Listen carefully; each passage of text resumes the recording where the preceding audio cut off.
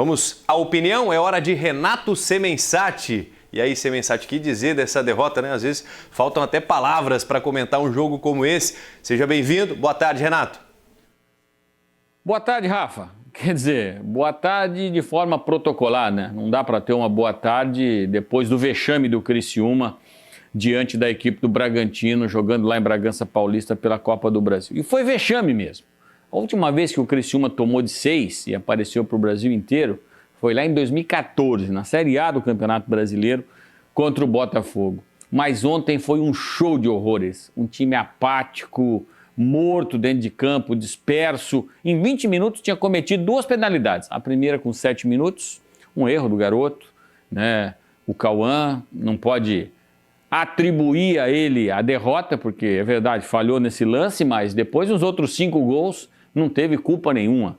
Então não dá para atribuir individualmente a nada. O coletivo do Criciúma foi um desastre. Se é que dá para chamar de coletivo, né? Aquele amontoado de jogadores dentro do campo, muitos deles andando em campo sem suar a camisa. Então a vitória do Bragantino foi ao natural. E digo mais, se o Bragantino aperta, faria 7 ou 8, mas segundo tempo, tirou o pé, o resultado já estava satisfatório. O 4º gol é um gol de treino, né? E depois o 5 vem, o 6, e se o Bragantino aperta, cabia até mais um gol. Mas, terminado o jogo, o capitão Rodrigo foi o primeiro, pediu desculpa, depois veio o técnico Eduardo Batista, pediu desculpa, depois o Ítalo Rodrigues, do executivo, pediu desculpas, e depois o presidente do clube pediu desculpas. Aliás, torcedor do Tigre, vá se acostumando com essa palavra na temporada, pedido de desculpas, porque você vai ouvir muito, pelo empenho que a maioria dos jogadores está tendo quando entra em campo com a camisa do Criciúma, camisa campeã da Copa do Brasil,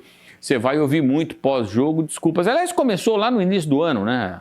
A série de pedidos de desculpas, quando o time foi eliminado precocemente do campeonato estadual. O executivo de futebol da época começou, não, o planejamento segue o mesmo, mas eu queria pedir desculpas. Então o pedir desculpas, ele vai ser uma constante na temporada, infelizmente. O fato é, acabou a Copa do Brasil e acabou de forma melancólica. Por falar em acabou de forma melancólica, o jogo acabou, todo mundo de cabeça quente e tudo mais. Aí o setor de comunicação do Criciúma vai no Instagram e bota lá, como é praxe, fim de jogo.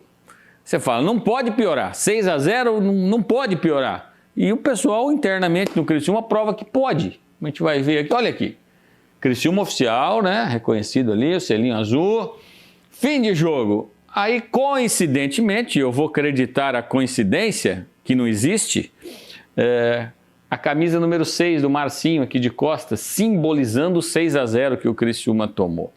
É verdade que aqui já tinham 366 comentários com 10 minutos de postagem, seguramente todos elogiosos. Foi por isso que o Criciúma perdeu? Não, isso aqui é o símbolo do desmando, da bagunça interna que está o Criciúma. Cada um faz o que quer. Aí depois, 10 minutos depois, foi lá e tirou. Então é o seguinte, no Criciúma, internamente, está tudo bagunçado. O pessoal lá dentro está preocupado com eleição. E o reflexo está aí. Eliminação da Copa do Brasil, não tem problema. É normal. O que não é normal é você tomar de 6 andando em campo, que foi aquilo que a gente viu. Usei essa expressão, ela é pesada e vou usar de novo. O Criciúma está doente, está na UTI. Internamente, o Criciúma não se acerta. A direção, com problema, todo mundo preocupado com a eleição do mês que vem, pouco preocupado com o clube. E internamente, cada um faz aquilo que quer. Agora acabou a Copa do Brasil, é focar na Série B do Campeonato Brasileiro para chegar aos 45 pontos, hein? Criciúma fez um investimento para subir, é um dos maiores investimentos da Série B do Campeonato Brasileiro, está gastando à torta e à direita. Aliás, ontem o presidente deu entrevista, disse que está analisando o mercado na Rússia, em Portugal. Eu fico preocupado quando eu vejo uma declaração dessa de buscar um jogador que está jogando lá na Rússia. A gente não acerta contratando aqui. Como é que vai buscar um jogador lá na Rússia? Então, ponto final. Amanhã, reunião da direção, depois domingo com os jogadores e segunda-feira já tem jogo no Heriberto Wilson e é Série B de Campeonato Brasileiro. E se não ganhar do Coritiba, vai para a zona do rebaixamento. Então, quando você acha que não pode piorar, tudo pode piorar. Eu tenho pena nesse momento do Eduardo Batista. A imagem dele ontem no jogo, com os olhos arregalados e imagem de desolação, de desânimo, né? Ele até pediu desculpa na entrevista e tudo mais. Fico imaginando o que é que está passando na cabeça dele. Aonde é que eu vim parar? É o que deve estar pensando o Eduardo Batista. Olha, lamentável essa derrota, mas segunda-feira tem mais, ou menos. Vamos aguardar.